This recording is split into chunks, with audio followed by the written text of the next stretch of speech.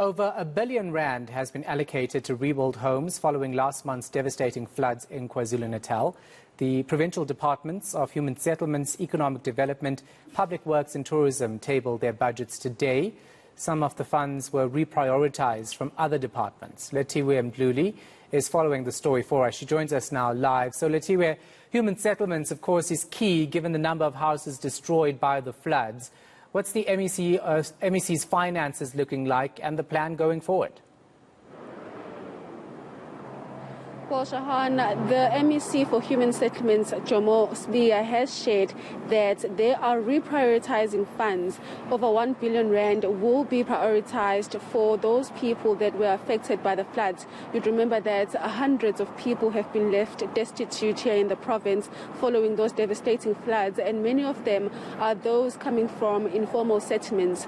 During his budget allocation today, he did share that so far they have not received any funding from national, but they are hoping that those funds will be made available to them. But for now, they have used their budget of over R4 billion that has been allocated to them for the year 2022 to 2023, and they are going to use over R1 billion for those people that were affected by the floods. He's also shared that for now, though, within that R1 billion, it's only 500 million that is actually available for now that they can use and try and help those people that need housing, that needs safe homes, and that need to be relocated from those places where they built informal settlements near the riverbanks. Now, the MEC has also shared some very unfortunate news, saying that as a department, they've been trying to find land to build temporary housing for those people that do not have homes. But unfortunately, they have had to deal with ratepayer associations here in the province,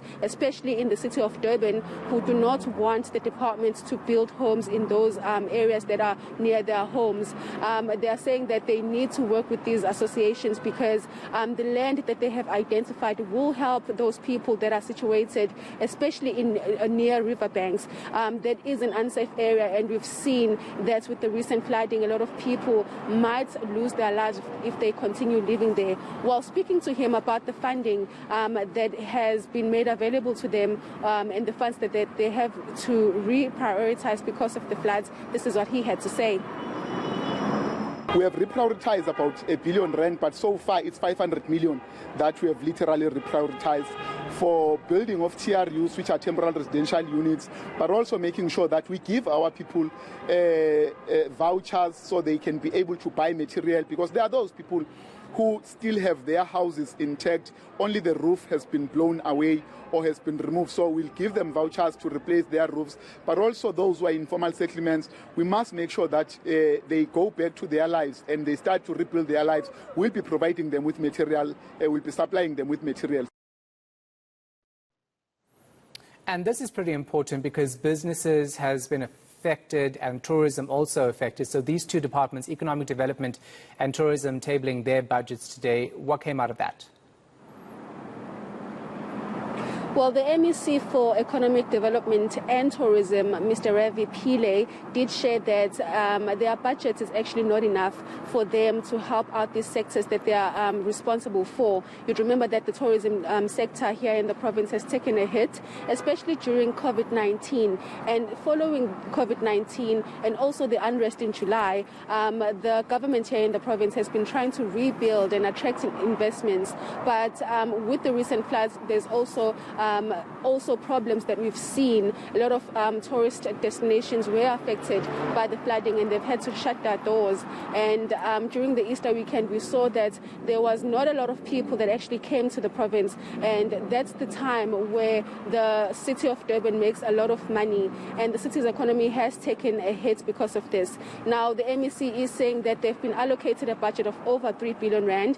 And unfortunately, they've had to use that money to mainly focus on reviving the sector for tourism, but they're also not just forgetting about the other departments that they are responsible for, which is economic development, and also looking at other departments. He's saying that they are going to be paying a specific focus on tourism. Hopefully they will be able to revive that sector moving forward. While speaking to him, and he shared a lot about what they're going to be doing, especially working with the private sector as well.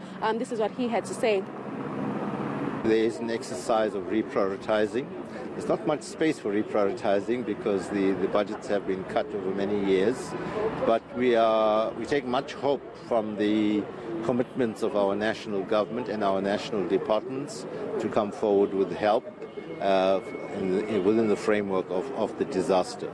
So we have small business development that's already committed some significant amounts. We have the DTIC, Trade, Industry and Competition Department, that has committed both a combination of grant and loan funding, working with like the National Empowerment Fund and the IDT and other entities. Our own Trade and Investment KZN will be an implementing agent for some of those funds.